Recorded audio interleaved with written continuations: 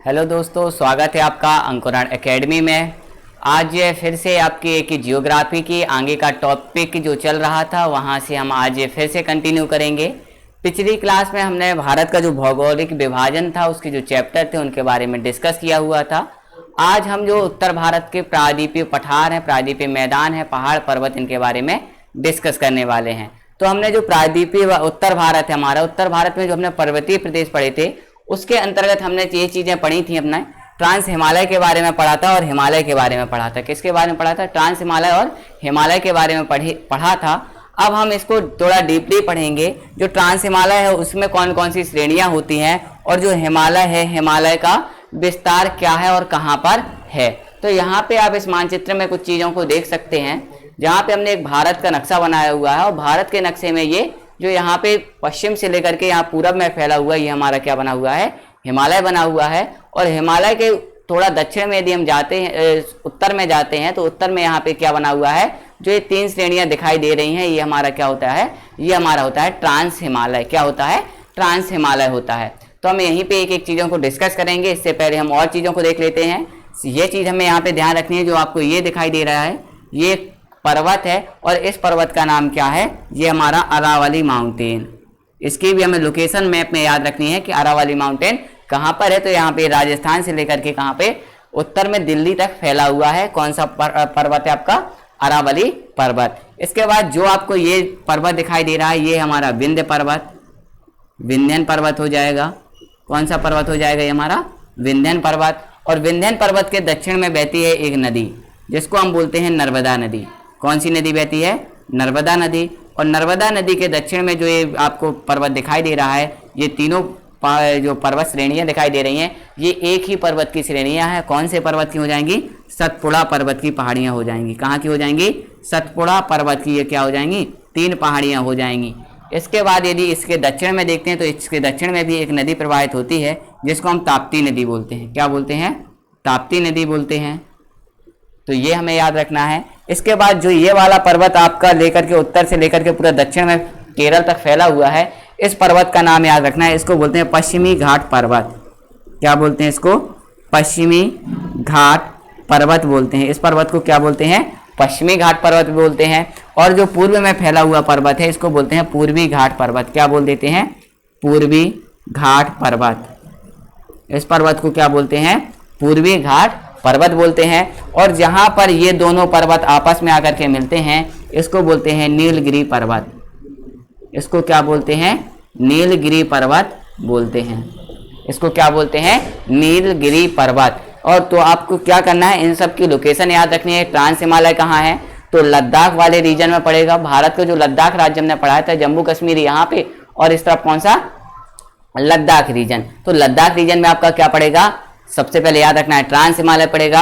और ट्रांस हिमालय में तीन प्रमुख श्रेणियां पाई जाती हैं। कौन कौन सी हो जाएगी? सबसे ऊपर हो जाएगी काराकोरम श्रेणी। काराकोरम के दक्षिण में बात करते हैं तो लद्दाख श्रेणी, और लद्दाख श्रेणी के दक्षिण में बात करते हैं तो आपकी कौन सी श्रेणी हो जाएगी? जास्कर श्रेणी हो जाएगी। तो आपको इसी क्रम में इसको याद रखना है। काराकोरम श्रेणी, लद्दाख श्रेणी और जास्कर श्रेणी, ये तीनों किसका हिस्सा हो जाते हैं? ट्रांस हिमालय। इन्हीं तीनों को हम सम्मिलित रूप से ही बोलते हैं ट्रांस हिमालय। और ट्रांस हिमालय के दक्षिण में बात करते हैं तो यहाँ पे ये पाकिस्तान और अफगानिस्तान से लेकर के ये जो आपका पर्वत दिखाई दे रहा है, इस पूरे पर्वत को हम क्या बोलते हैं? हिमालय पर्वत बोलते हैं। और जो आपका ये हिमालय पर्वत है ये तीन भागों में बटा हुआ है ऊंचाई के क्रम में। पिछली क्लास में हमने देखा था कि जो हिमालय अपना बना है, तो हिमालय किस तरीके से बना है? टेथिस सागर से इसकी उत्पत्ति हुई है। किससे इसकी उत्पत्ति हुई है? टेथिस सागर से उत्पत्ति हुई है। और जब यहाँ से प्रेशर लग रहा था तो प्रेशर लगने के कारण यहाँ पे क्या हो गया? इस तरीके से ये उठ गया। ये कुछ भाग क्या हो गया? ये जमीन का कुछ भाग ऊपर की तरफ उठने लगा और इन्हें ऊंचाई के आधार पर तीन भागों में डिवाइड कर दिया गया। इन तीन भागों में से क्या कर दिया गया? डिवाइड कर दिया गया। जो सबसे ऊपर वाला, सबसे ऊंचाई वाला हिमालय है, एक हिमालय की वह शाखा जो सबसे ज्यादा ऊंची है, इस हिमालय को कहा गया कौन सा हिमालय? इसको बोला गया महान हिमालय। इसको क्या, कौन सा हिमालय नाम दिया गया? महान हिमालय कहा गया। जो ऊपर वाला हो गया वो कौन सा हो गया? महान हिमालय। या इसी का दूसरा नाम हो गया हिमाद्री। इसका दूसरा नाम क्या हो जाएगा? हिमाद्री हो जाएगा। इसके बाद जो दूसरे नंबर का सबसे ऊंचा पर्वत था इसको भी या तो इसको नाम क्या दिया गया? मध्य हिमालय नाम दिया गया। और इसी को बोला गया लघु हिमालय। बीच वाले को क्या बोला गया?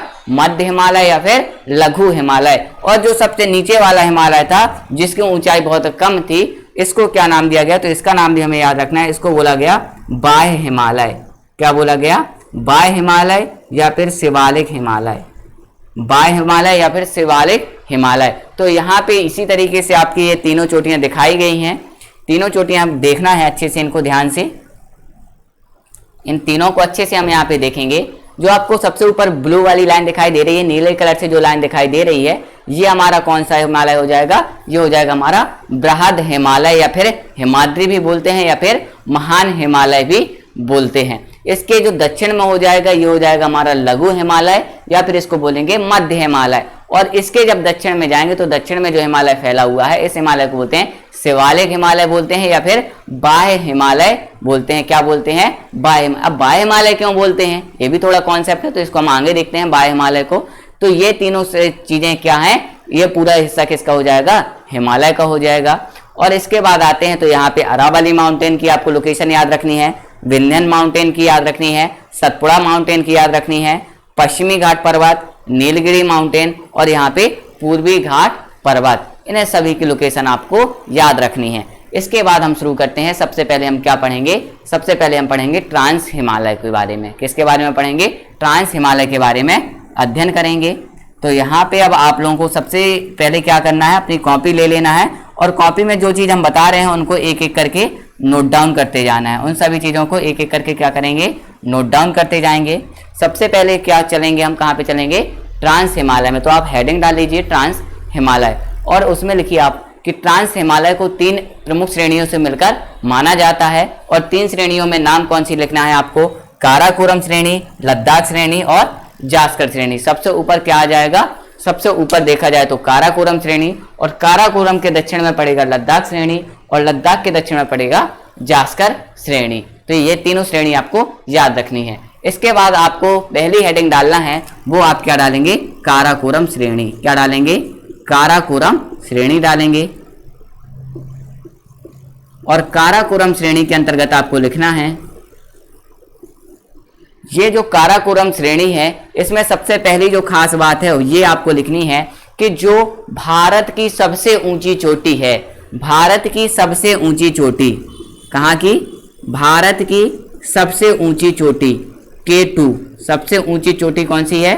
वो हमारी K2। सबसे ऊंची चोटी कौन सी हो जाएगी? K2। और इसी का नाम क्या है आपका? Godwin Austen. क्या नाम है? Godwin Austen. तो ये कहाँ पर है आपकी? तो याद रखना है काराकोरम श्रेणी में स्थित है। याद रखना है कहाँ पर, इसकी लोकेशन कहाँ पर है? तो इसी काराकोरम श्रेणी में जो आपको ये चीज दिखाई दे रही है, ये हमारी क्या है? यही हमारी क्या हो जाएगी? भारत की सबसे ऊंची चोटी K2 गॉडविन ऑस्टिन हो जाएगी। इसके बाद बात करते हैं विश्व का सबसे ऊंचाई पर स्थित युद्ध स्थल कौन सा हो जाएगा? तो वो जो आपका सियाचिन ग्लेशियर आपने पढ़ा होगा।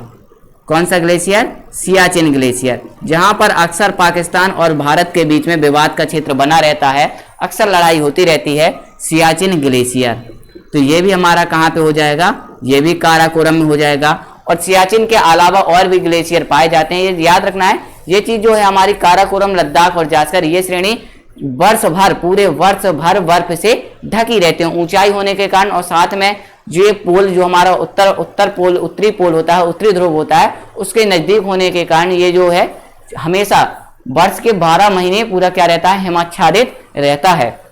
तो ये अपना जो सियाचिन ग्लेशियर है, तो ये भी याद रखना है कहाँ पे पड़ता है आपका? काराकोरम श्रेणी में पड़ता है। इसके अलावा और भी ग्लेशियर पड़ते हैं, जैसे आपका बोकायो, बोकायो और हिस्पर। ये ग्लेशियर भी आपके कहाँ पे पड़ते हैं? काराकोरम श्रेणी में पड़ते हैं। तो ये सब चीज़ें आपको याद रखना है, काराकोरम श्रेणी में से रिलेटेड हो जाएगा। ये चीज़ें सभी सारी की सारी चीज़ें याद रखनी है। सबसे पहला याद रखना है भारत की सबसे ऊंची चोटी K2 गॉडविन ऑस्टिन, भारत की दूसरी, और यदि भारत की पहली सबसे ऊंची चोटी, और कह सकते हैं विश्व की दूसरी सबसे ऊंची चोटी भी कौन सी हो जाती है आपकी? K2 हो जाती है। K2 विश्व की दूसरी सबसे ऊंची चोटी है, जो कि कहाँ पर स्थित है? काराकोरम श्रेणी में स्थित है। और सियाचिन, बोकायो, हिस्पर और ये सारे आपके कौन से क्या हो जाएंगे, ग्लेशियर हो जाएंगे। और सभी ग्लेशियर ये आपके कहाँ स्थित हैं, काराकोरम श्रेणी में स्थित हैं। इसके बाद बात करते हैं हम लद्दाख श्रेणी की। इसके बाद कौन सी श्रेणी डालना है आपको हेडिंग में, लद्दाख श्रेणी डालना है। इसके बाद क्या डालेंगे, लद्दाख श्रेणी डालेंगे। लद्दाख श्रेणी से आपको एक फैक्ट याद रखना है कि माउंट राकापोसी, माउंट राकापोसी, माउंट राकापोसी पेपर में पूछा जाता है, अक्सर पेपर में पूछा जाता है माउंट राकापोसी कहाँ पर स्थित है। तो याद रखना है जो माउंट राकापोसी है वो आपका कहाँ पे हो जाएगा, लद्दाख रेंज में हो जाएगा। यहाँ पे आपको उसकी लोकेशन दिखाई दे रही है, लद्दाख रेंज में कौन सा माउंटेन हो जाएगा, माउंट राकापोसी हो जाएगा। और साथ में याद रखनी है, यहाँ पे हम मैप में देख सकते हैं कि जो हमारा काराकोरम और लद्दाख श्रेणी है, इन दोनों के बीच में एक नदी प्रवाहित हो रही है, एक नदी प्रवाहित हो रही है किन दोनों के बीच में। तो यहाँ पे हम देख सकते हैं काराकोरम और लद्दाख के बीच में एक नदी प्रवाहित होती है। इस नदी को हम किस नाम से जानते हैं, ये होती है हमारी श्योक नदी। कौन सी नदी है, श्योक नदी। पेपर में क्वेश्चन किस तरीके से आता है, श्योक नदी ट्रांस हिमालय की किन दो श्रेणियों के मध्य बहती है। तो हमें याद रखना है। तो यहाँ पे यदि हम मैप से देखें तो मैप में हम देख सकते हैं कि काराकोरम और लद्दाख रेंज के बीच में कौन सी नदी प्रवाहित होती है, वो होती है हमारी श्योक नदी। कौन सी नदी हो जाएगी, श्योक नदी। ये फैक्ट भी आपको याद रखना है। और जब इसके नीचे आते हैं तो इसके नीचे कौन सी श्रेणी पाई जाती है, वो होती है हमारी जास्कर श्रेणी। और यदि बात करते हैं लद्दाख और जास्कर श्रेणी, लद्दाख और जास्कर श्रेणी के मध्य, लद्दाख और जास्कर श्रेणी के मध्य कौन सी नदी बहती है आपकी, तो यहाँ पे आपकी बहती है सिंधु नदी। कौन सी नदी हो जाएगी, सिंधु नदी हो जाएगी, जो कि कहाँ पे बहती है आपकी, कहाँ पे बहती है, लद्दाख और जास्कर श्रेणियों के मध्य बहती है। तो ये क्या होती है, ये हमारी सिंधु नदी है जो कि तिब्बत के मानसरोवर से निकलती है और यहाँ पे जम्मू कश्मीर लद्दाख रीजन में दमचौक के पास से भारत में इंटर करती है। और यहाँ पर लद्दाख और जास्कर श्रेणियों के मध्य बहती हुई यहाँ पे कहाँ चली जाती है, पाकिस्तान चली जाती है। और पाकिस्तान में जाने से पहले यहाँ पे क्या करती है, बड़े गार्ज का निर्माण करती है, जिसे सिंधु नदी गार्ज कहा जाता है। क्या कहा जाता है, सिंधु नदी गार्ज कहा जाता है। इस गार्ज में प्रवेश करती है और यहाँ से पाकिस्तान चली जाती है और पाकिस्तान में कराची के पास जाकर के भारत के साइड क्या पड़ता है, अरब सागर, अरब सागर में अपना जल गिरा देती है। तो याद रखना है कि जो हमारी सिंधु नदी है, सिंधु नदी कहाँ पर स्थित है, कहाँ पे बहती है, किन दो श्रेणियों के मध्य, तो यहाँ पे लद्दाख श्रेणी और जास्कर श्रेणी के मध्य कौन सी नदी हो जाएगी आपकी, वो हो जाएगी आपकी सिंधु नदी। ये था हमारा कौन सा पार्ट, ट्रांस हिमालय का पार्ट। और याद रखना है ट्रांस हिमालय यदि देखा जाए तो हिमालय के उत्तर में स्थित है। इसकी स्थिति कहाँ पे हो जाएगी, हिमालय के उत्तर में हो जाएगी। तो ये हमारा क्या था, पूरा ट्रांस हिमालय का पार्ट, जो इससे क्वेश्चन बन सकते हैं, उस सारे क्वेश्चन को हमने आपके साथ डिस्कस किया है। इसके बाद बात करते हैं हम हिमालय की। इसके बाद हम कौन सी बात करेंगे, आप हिमालय की बात करते हैं। तो ये ट्रांस हिमालय हमारा हो गया है पार्ट। इसके बाद अब हम देखते हैं हिमालय। हिमालय में हमने अभी आपको बताया है कि हिमालय जो है भारत में, सबसे पहले याद रखना है जो हिमालय की उत्पत्ति वाली क्लास, यदि आपने पिछली क्लासें नहीं देखी तो पहले क्या करें, आप पिछली क्लास देखें और वहां से समझें कि हिमालय की उत्पत्ति हुई कैसे। तो हिमालय की जब आपको उत्पत्ति पता चल जाएगी, फिर आप हिमालय को बहुत अच्छे से यहाँ पे समझ पाएंगे। अपनी समझ विकसित करने के लिए अपनी पहले पिछली वीडियो को अच्छे से देखना है। तो यहाँ पे जब हम हिमालय की बात करते हैं तो अधिकतर यदि हम विश्व में बात करते हैं, विश्व की जो पर्वत श्रृंखलाएं हैं, वो अधिकतर पर्वत श्रृंखलाएं आपके उत्तर से दक्षिण दिशा में फैली हुई हैं। कौन सी दिशा में, उत्तर से दक्षिण दिशा में। हम आपका एंडीज पर्वत की बात करें या रॉकीज पर्वत की बात करें या फिर आपका ग्रेट डिवाइडिंग रेंज, ऑस्ट्रेलिया में जो आपका ग्रेट डिवाइडिंग रेंज है उसकी बात करें, ये सभी किस तरीके से फैले हुए हैं, उत्तर से दक्षिण दिशा की ओर फैले हुए हैं। यदि पेपर में आ जाए कि विश्व की वह पर्वत श्रृंखला, वह सबसे लंबी पर्वत श्रृंखला कौन सी है जिसका विस्तार पूरब से पश्चिम की ओर है, तो वो कौन सी हो जाएगी आपकी, सबसे लंबी पर्वत श्रृंखला कौन सी हो जाएगी, वो आपकी हो जाएगी आपकी हिमालय। हिमालय कब होगा इसका आंसर, याद रखना जब पूरब से पश्चिम की बात की जाए, क्योंकि हिमालय ही एक ऐसा पर्वत है जो जिसका विस्तार किस दिशा में है, पूरब से पश्चिम दिशा में है। बाकी सबका ऐसा नहीं है, बाकी सब अलग चलते हैं। अलग में कैसा, उत्तर से दक्षिण सभी का विस्तार है। एंडीज देख लो आप, रॉकीज पर्वत को एटलस उठा के देखिएगा और एटलस में साफ साफ दिखाया गया है कि यहाँ पे जो एंडीज पर्वत है, एंडीज पर्वत उत्तर से दक्षिण में है, रॉकीज भी आपका उत्तर से दक्षिण में हो जाएगा और ऑस्ट्रेलिया में फैली ग्रेट डिवाइडिंग रेंज है उसका विस्तार भी उत्तर से दक्षिण दिशा में है। तो यहाँ पे याद रखना है आपको, जो हिमालय है आपका, यह पूरब से पश्चिम दिशा में फैली हुई सबसे लंबी पर्वत श्रृंखला है। इसके बाद आगे बात करते हैं हिमालय को लेकर। तो हिमालय में सबसे पहले आपको याद रखना है, सबसे पहले हम जो पढ़ेंगे वो हो जाएगा हमारा बृहद हिमालय। सबसे पहले क्या हो जाएगा? बृहद हिमालय। उससे पहले थोड़ी ये चीज देख लेते हैं। ये तो हो गया भारत का कौन सा पॉइंट, हिमालय का कौन सा पॉइंट, हिमालय का सबसे पश्चिमी पॉइंट। यहाँ पे क्या हो जाएगा? सबसे पश्चिमी पॉइंट। इसके बाद हिमालय क्या हो रहा है? दक्षिण की ओर मुड़ जा रहा है। इसी तरीके से हम बात करते हैं यहाँ पर, तो यहाँ पर भी एक चोटी है और इसके बाद ये हिमालय जो क्या है? दक्षिण में मुड़ जा रहा है। तो पेपर में पूछा जाएगा, सबसे पहले याद रखना है आपको कि जो हिमालय है, हिमालय की सबसे पूर्वी चोटी कौन सी है? तो हिमालय की सबसे पूर्वी चोटी कौन सी हो जाएगी? यहाँ पे आप देख सकते हैं ये चोटी कौन सी है, इसका नाम लिखा हुआ है नमचा बरवा।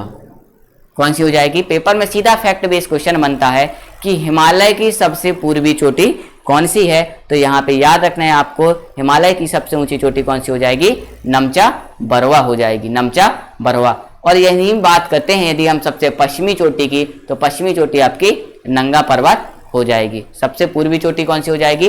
वो हो जाएगी आपकी नमचा बरवा, और सबसे पश्चिमी चोटी क्या हो जाएगी? नंगा पर्वत। अब यहाँ पे हम बात करते हैं सबसे पश्चिमी चोटी नंगा पर्वत के बाद यहाँ पे बात करते हैं तो हिमालय की दो शाखाएं निकलती हैं। एक शाखा पाकिस्तान में चली जाती है, एक शाखा कहाँ पे चली जाती है? पाकिस्तान में चली जाती है, और दूसरी शाखा कहाँ पे चली जाती है? अफगानिस्तान में चली जाती है। जो शाखा पाकिस्तान में जाती है उसको हम क्या बोलते हैं? सुलेमान पहाड़ी। क्या बोलते हैं? सुलेमान पहाड़ी बोलते हैं। और जो शाखा इसकी मुड़ करके कहाँ चली जाती है? अफगानिस्तान में पहुंच जाती है, इस शाखा को क्या बोलते हैं? हिंदू कुश पहाड़ी बोलते हैं। क्या बोलते हैं इसको? हिंदू कुश पहाड़ी बोलते हैं। पेपर में पूछा जाएगा हिंदू कुश पहाड़ी कहाँ स्थित है, तो अफगानिस्तान आंसर हो जाएगा। और यदि सुलेमान पहाड़ी बोला जाए तो कहाँ पे हो जाएगा? पाकिस्तान। हालांकि है ये हिमालय का ही भाग, ये हिमालय का ही भाग है। और इसी तरीके से बात करते हैं पूर्व दिशा में, तो पूर्व दिशा में नमचा बरवा से यदि हम लेते हैं तो नमचा बरवा के बाद ये हिमालय क्या हो जाता है? दक्षिण की ओर मुड़ जाता है, और इसका कुछ हिस्सा कहाँ चला जाता है? यहाँ पर म्यांमार में चला जाता है। कहाँ चला जाता है? म्यांमार नाम के देश में चला जाता है, जो कि हमारा एक पड़ोसी देश है। तो यहाँ म्यांमार में चला जाता है, और म्यांमार में इस हिमालय पर्वत को क्या बोला जाता है? अराकामयोमा पर्वत बोला जाता है। क्या बोला जाता है? अराकामयोमा पर्वत बोला जाता है। याद रखना है नाम, म्यांमार में हिमालय को किस नाम से जाना जाता है? तो अराकामयोमा पर्वत या अराकामयोमा पहाड़ी के नाम से जाना जाता है। इसके बाद आप यदि मैप में देख सकते हैं तो जो हमारा हिमालय है, हिमालय में यदि पश्चिम की बात करते हैं, पश्चिम में हिमालय की चौड़ाई अधिक है पूर्व की तुलना में। यदि पूर्व में देखा जाए तो यहाँ पे हिमालय क्या हो गया है? बिल्कुल पतला हो गया है, सिकुड़ गया है। और आगे जाकर के हिमालय क्या हो जाएगा? इस तरीके से अलग अलग पार्टों में विभाजित हो जाएगा, और इसे अरुणाचल प्रदेश में अलग अलग नामों से भी इसी कारण से क्या हो गया है? इसे अलग अलग नामों से जाना जाता है।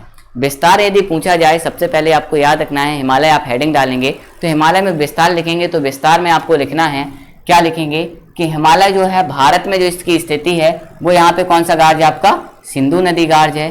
क्या है आपका? ये सिंधु नदी गार्ज है। सिंधु नदी गार्ज से लेकर के विस्तार कहाँ तक हो जाएगा? ब्रह्मपुत्र नदी। अब आपको हिमालय लिखना है, ये कॉपी में जो चीज़ अब हम बोल रहे हैं, अब ये सारी चीज़ें आपको लिखनी है यहाँ से। सबसे पहले आपको हिमालय में क्या लिखना है? हिमालय का विस्तार जो है वो कहाँ से है? सिंधु नदी गार्ज से लेकर के जम्मू कश्मीर में है, जम्मू कश्मीर में सिंधु नदी गार्ज से लेकर के अरुणाचल प्रदेश में कहाँ पर? ब्रह्मपुत्र नदी गार्ज तक फैला हुआ है। और इसकी जो लंबाई हो जाएगी वो हो जाएगी लगभग 2500 किलोमीटर। कितनी लंबाई में फैला हुआ है? 2500 किलोमीटर में फैला हुआ है आपका कौन सा पर्वत? हिमालय पर्वत। दूसरा पॉइंट आप क्या लिखेंगे? दूसरे पॉइंट में आप लिखेंगे हिमालय पूरब से पश्चिम दिशा में फैला हुआ सबसे लंबा पर्वत है। कौन सा? हिमालय है। हिमालय की जो शाखा पाकिस्तान में प्रवेश करते हैं उसे हिंदूकुश सुलेमान पहाड़ी, और जो अफगानिस्तान में जाते हैं उसे हिंदूकुश पर्वत बोला जाता है। और जो म्यांमार में शाखा पहुंचती है उस शाखा को क्या बोला जाता है? अराकामयोमा पर्वत बोला जाता है। इसी तरीके से आपको ये फैक्ट लिखना है हिमालय डाल करके। इसके बाद आपको लिखना है कि हिमालय को 3 भागों में डिवाइड किया गया है। 3 भाग कौन कौन से लिखना है आपको? सबसे पहला भाग लिखना है आपको बृहद हिमालय या फिर हिमाद्री, और इसी को बोला जाता है महान हिमालय। क्या बोला जाता है? महान हिमालय बोला जाता है। इसके बाद जो दूसरा पॉइंट लिखेंगे आप, दूसरे पॉइंट में लिखना है आपको लघु हिमालय, या फिर इसी को बोला जाता है मध्य हिमालय। लघु हिमालय भी लिख सकते हैं, या फिर क्या लिखेंगे यहाँ पे हम मध्य हिमालय भी लिख सकते हैं। इसके बाद जो तीसरी सबसे ये वाली आपकी हो जाती है, ये लाइन जो आपको दिखाई दे रही है, सबसे बाहरी लाइन दिखाई दे रही है, इसको बोला जाता है बाह्य हिमालय या फिर शिवालिक हिमालय। क्या बोला जाता है? बाह्य हिमालय बोला जाता है, या फिर इसी को क्या बोल देते हैं? शिवालिक हिमालय बोल देते हैं। तो आपको ये हिमालय की 3 शाखाओं को याद रखना है। सबसे पहले अब आप हेडिंग डाल लीजिए बृहद हिमालय। सबसे पहले क्या हेडिंग डालना है आपको? बृहद हिमालय। इससे पहले एक पॉइंट और लिख लीजिएगा हिमालय में, जो आपका ट्रांस हिमालय है, जो आपका क्या है? ट्रांस हिमालय है और हिमालय है, इन दोनों के बीच में जो गैप है, जो जोन पड़ता है, उसका नाम आपको याद रखना है। उसका नाम आपको याद रखना है। कौन सा जोन हो जाएगा? इसको बोलते हैं Indo Tsangpo suture zone. Suture zone paper में आएगा। इनमें से कौन सा जोन है जो हिमालय को ट्रांस हिमालय से अलग करता है? तो ये जो जोन है ये हिमालय और ट्रांस हिमालय के मध्य स्थित है, इंडो सांगपो सचर जोन, जो कि हिमालय को ट्रांस हिमालय से अलग करता है। ये भी एक फैक्ट है, इसको भी आप याद रखें। इसके बाद बात करते हैं बृहद हिमालय की। तो बृहद हिमालय में आपको याद रखना है, सबसे पहले तो यही फैक्ट हो जाएगा आपका कि विस्तार यदि हम बात करते हैं तो लेकर के सिंधु नदी गार्ज से लेकर के ब्रह्मपुत्र नदी गार्ज तक हो जाएगा, लगभग 2500 किलोमीटर में। ये भी हो जाएगा आपका। और दूसरा पॉइंट आपको इसमें क्या लिखना है? विश्व की 10 सबसे ऊंची चोटियां, 10 सबसे ऊंची चोटियां बृहद हिमालय में स्थित हैं। चोटियां कहाँ पर हैं आपकी? बृहद हिमालय में स्थित हैं। कहाँ पर स्थित हैं आपकी? बृहद हिमालय में स्थित हैं। यदि बात करते हैं माउंट एवरेस्ट, कंचनजंगा, मकालू, धौलागिरी, अन्नपूर्णा, ये सारी आपकी कामेत पहाड़ी हो जाएगी, नंगा पर्वत, नमचा बरुआ, ये सब आपके कहाँ पर स्थित हैं? सभी के सभी आपके बृहद हिमालय में स्थित हैं। कहाँ पर स्थित हो जाएंगे? बृहद हिमालय में हो जाएंगे। ठीक है, तो याद रखना है विश्व की सबसे ऊंची चोटियां, 10 सबसे ऊंची चोटियां कहाँ पर स्थित हैं? हिमालय में स्थित हैं। कौन से हिमालय में? बृहद हिमालय में। इसके बाद इन चोटियों को हमें क्रम से याद करना है। इन चोटियों को क्रम से याद करना है, कई बार पेपर में इनको क्रम से पूछ लिया जाता है। तो यहाँ पे हम चलते हैं, ये हमारा हिमालय बना हुआ है और हिमालय में हम पूर्व से पश्चिम दिशा में चलते हैं। यहाँ पे हम लिख देते हैं पूर्व से पश्चिम दिशा में। इसी क्रम में जिस तरीके से हम लिख रहे हैं आपको भी लिखना है पूर्व से पश्चिम क्रम में। ये सब हमें हिमालय, बृहद हिमालय के अंतर्गत ही लिखना है, सब कुछ हमें बृहद हिमालय के अंतर्गत ही लिखना है। ठीक है, तो पूर्व से पश्चिम में बात करते हैं तो सबसे पूर्वी चोटी कौन सी हो जाएगी हमारी? नमचा बरुआ हो जाएगी। कौन सी चोटी हो जाएगी? नमचा बरुआ हो जाएगी, जो कि कहाँ पड़ती है आपकी? तिब्बत के अंदर पड़ती है। कहाँ पड़ती है? तिब्बत के अंदर पड़ती है। इसके बाद आगे चलते हैं तो यहाँ पर एक चोटी दिखाई दे रही है, इसका नाम क्या है आपका? कंचनजंगा। क्या नाम हो जाएगा? कंचनजंगा हो जाएगा, जो कि कहाँ स्थित है? तो कंचनजंगा आपको याद रखना है। यहाँ पे ये आपका कुछ सिक्किम वाला रीजन पड़ जाता है। कौन सा रीजन पड़ जाता है? सिक्किम वाला रीजन पड़ जाता है। और यहाँ पे नेपाल, तो ये भारत और नेपाल दोनों में स्थित है, ध्यान रखना है। भारत प्लस नेपाल, पूरी तरीके से भारत में नहीं है कंचनजंगा। कंचनजंगा पूरी तरीके से भारत में नहीं है, आधा हिस्सा इसका नेपाल में पड़ता है और आधा हिस्सा भारत में पड़ता है, तो दोनों आपको याद रखना है। और कंचनजंगा के आगे चलते हैं तो मकालू, आपका मकालू पर्वत हो जाएगा, मकालू चोटी हो जाएगी, जो कि पूर्णतः कहाँ पे पड़ती है? नेपाल के अंदर हो जाएगी। और मकालू के बाद चलते हैं तो सबसे ऊंची चोटी आपको दिखाई दे रही है, कौन सी हो जाएगी? विश्व की सबसे ऊंची चोटी भी हो जाएगी ये हमारी माउंट एवरेस्ट हो जाएगी, जो कि इसकी लोकेशन कहाँ पे है? नेपाल में है। और नेपाल में इसको किस नाम से जाना जाता है? ये आपको याद रखना है। नेपाल में जो माउंट एवरेस्ट है उसे सागर माता के नाम से जाना जाता है। किस नाम से जाना जाता है? सागर माता के नाम से जाना जाता है। और जो आपका तिब्बत है, तिब्बत में इसी माउंट एवरेस्ट को चोमोलुंगमा के नाम से जाना जाता है। किस नाम से जाना जाता है? चोमोलुंगमा के नाम से जाना जाता है। तिब्बती भाषा में इसका जो अर्थ होता है वो होता है पर्वतों की रानी। अर्थ क्या होता है आपका? पर्वतों की रानी। पेपर में पूछा गया था एक बार कि जो चोमोलुंगमा है इसका अर्थ क्या है? इसका अर्थ है पर्वतों की रानी। तो ये चीज़ भी आपको याद रखनी है कि जो आपका एवरेस्ट है सबसे पहला नेपाल में स्थित है। नेपाल में इसको सागर माता और तिब्बत में इसे चुमोलुंगमा के नाम से जाना जाता है, जिसका अर्थ क्या है, पर्वतों की रानी। और साथ में याद रखनी है इसकी जो हाइट है वो हाइट कितनी है, 8,848.86 मीटर। कितनी है, 8,848.86 मीटर इसकी क्या हो जाएगी, लंबाई हो जाएगी किसकी, माउंट एवरेस्ट। ये हमारा क्या हो जाएगा, मैप में यदि हम देखते हैं तो हमारा क्या हो जाएगा, माउंट एवरेस्ट हो जाएगा। और मकालू कहाँ पे हो जाएगा, एवरेस्ट और कंचनजंगा के बीच में। कंचनजंगा नेपाल और भारत की बॉर्डर पे हो जाएगा। इसके बाद आगे चलते हैं तो ये वाली जो आपको पहाड़ी दिखाई दे रही है ये कौन सी हो जाएगी, हमारी धौलागिरी हो जाएगी। कौन सी हो जाएगी, धौलागिरी हो जाएगी। यहाँ पे मिस्टेक है, यहाँ पे धौलागिरी करना है आपको, ये हमारी धौलागिरी हो जाएगी। तो धौलागिरी भी आपका क्या पे पड़ेगा, ये नेपाल में पड़ेगा। धौलागिरी भी नेपाल में पड़ेगा आपका।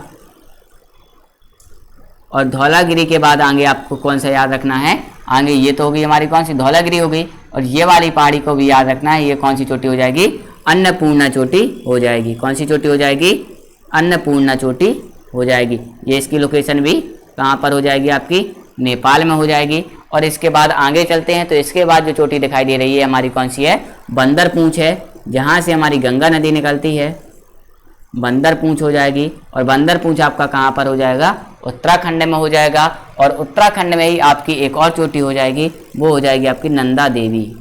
कौन सी हो जाएगी, नंदा देवी। ये भी कहाँ हो जाएगी, उत्तराखंड में हो जाएगी। इसके बाद थोड़ा और आगे चलते हैं तो इसकी सबसे जो पश्चिमी चोटी हो जाएगी, हिमालय की सबसे पश्चिमी चोटी जो हो जाएगी वो कौन सी हो जाएगी, हमारी नंगा पर्वत हो जाएगा, जो कि कहाँ पे पड़ेगा, नंगा पर्वत कहाँ पे पड़ेगा, जम्मू एंड कश्मीर में। कहाँ पे पड़ेगा, जम्मू एंड कश्मीर में पड़ेगा। तो आपको ये सारे जो पर्वत हैं इनको इसी क्रम में याद रखना है। हिमालय की जो सबसे ऊंची चोटियां हैं उनको आपको क्रम में याद रखना है।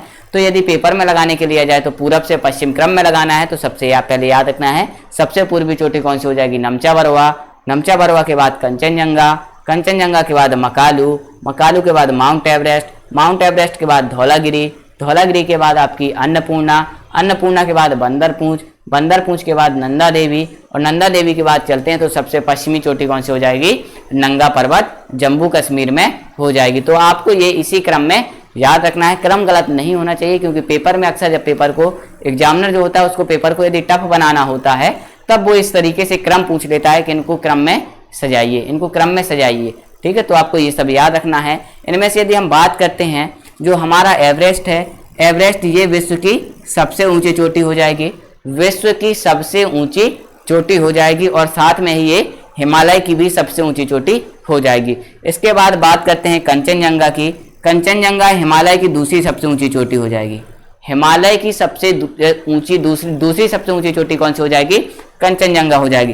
पर यदि पूछ लिया जाए विश्व की दूसरी सबसे ऊंची चोटी वो कौन सी हो जाएगी हमारी, वो कौन सी हो जाएगी, यहाँ पे आपका फैला हुआ है K2 गॉडविन ऑस्टिन। अब K2 गॉडविन ऑस्टिन हिमालय का तो हिस्सा है नहीं, तो इसलिए हिमालय की दूसरी सबसे ऊंची चोटी कौन सी हो जाएगी, वो हो जाएगी आपकी कंचनजंगा। हिमालय की कंचनजंगा याद रखना है, और विश्व की पूछी जाए कभी तो याद रखना है आपको K2 गॉडविन ऑस्टिन। तो मकालू और ये याद रखना है। इसके बाद आपको याद रखना है मकालू नंबर 3 पे। हिमालय की तीसरी सबसे ऊंची चोटी कौन सी हो जाएगी, वो हो जाएगी आपकी कौन सी, आपकी मकालू, मकालू पर्वत तीसरी हो जाएगी। इसके बाद आपको जो चीज़ याद रखनी है उसको हम बताते हैं। सबसे पहला याद रखना है भारत की सबसे ऊंची चोटी कौन सी बता दी अभी हमने आपको, K2 गॉडविन ऑस्टिन। यदि पेपर में पूछा जाए भारत में स्थित हिमालय की सबसे ऊंची चोटी कौन सी है, तो भारत में यदि स्थित देखी जाए और हिमालय की पूछी जाए तो भारत में स्थित हिमालय की सबसे ऊंची चोटी कौन सी हो जाएगी आपकी, वो हो जाएगी कंचनजंगा। कौन सी हो जाएगी, कंचनजंगा हो जाएगी। और यदि पेपर में पूछा जाए कि भारत में पूर्णतः स्थित हिमालय की चोटी, हिमालय की वह चोटी जो कि क्या है, भारत में पूर्णतः स्थित है और सबसे ऊंची है, तो वो चोटी कौन सी हो जाएगी हमारी, नंदा देवी। नंदा देवी हिमालय की वह चोटी है जो कि पूर्णतः भारत में विस्तृत है। भारत के किस राज्य में, उत्तराखंड राज्य में इसका विस्तार है। तो ये सारी चीजें आपको हिमालय से, महान हिमालय जो होता है हमारा बृहद हिमालय, ये सारी चीजें आपको बृहद हिमालय से याद रखना है। जो चीजें हमने बताई हुई हैं सभी ये क्रम याद रखना है। इसमें क्या है, ये जो हिमालय है आपका बृहद हिमालय, ऊंचाई होने के कारण, इसमें अधिक ऊंचाई होने के कारण ये क्या है, पूरी तरीके से बर्फ से ढका हुआ होता है। तो यहाँ पे किसी प्रकार के मनुष्य नहीं रहते हैं, इसके केवल चढ़ाई की जाती है लोगों के द्वारा। इनको समय समय पर, जैसे बात करते हैं भारत की तरफ से बछेंद्री पाल और भी लोग हैं, तेंजिंग नार्गे हैं आपके, ये लोग जो है तो चढ़ाई होती रहती है रिकॉर्ड बनाने के लिए, जो होड़ लगी रहती है। इसके अलावा इसमें सबसे ऊंची चोटियां पाई जाती हैं बस। तो आपको ये सारी चोटियां जो कि कहाँ पे आपकी बृहद हिमालय में, इन सबको आपको याद रखना है। इसके बाद नेक्स्ट क्लास में हम क्या देखेंगे, लघु हिमालय और बाह्य हिमालय के बारे में विस्तृत अध्ययन करेंगे। तो यहीं पे इस क्लास को ख़त्म करते हैं। Thank you to all of you.